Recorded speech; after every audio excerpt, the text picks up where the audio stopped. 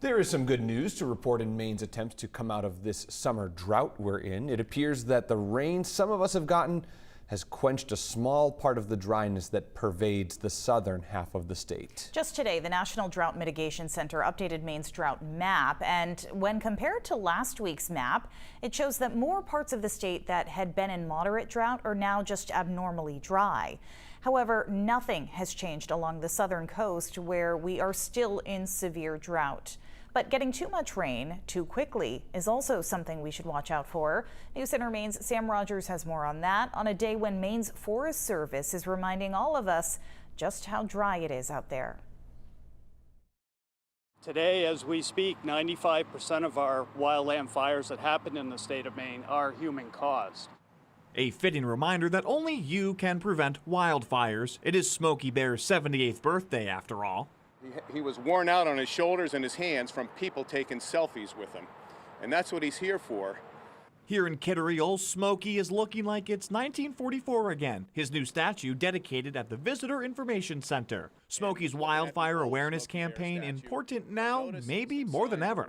We have about 535 fires so far this year, and that's more than the average of 450 fires. So each year we seem to be trending up with that, so that's why this prevention message is huge. It may sound obvious, but we need rain. Here's why. Now, it wasn't hard to find burnt and dry grass, and look at what happens when we flip this cup of water over onto the ground. The soil is so dry and hard the water doesn't absorb or move from the cup. But what if conditions were a bit more normal?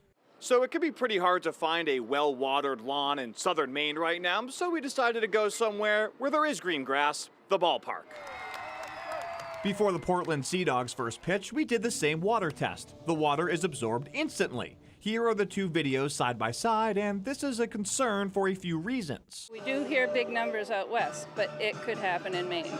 The head of Maine's Forest Service, Patty Cormier, says the wildfire risk will last through the fall. Besides the risk of fires, our farmers need the rain too. It's been so dry that we keep spending more and more money to water things and keep it alive.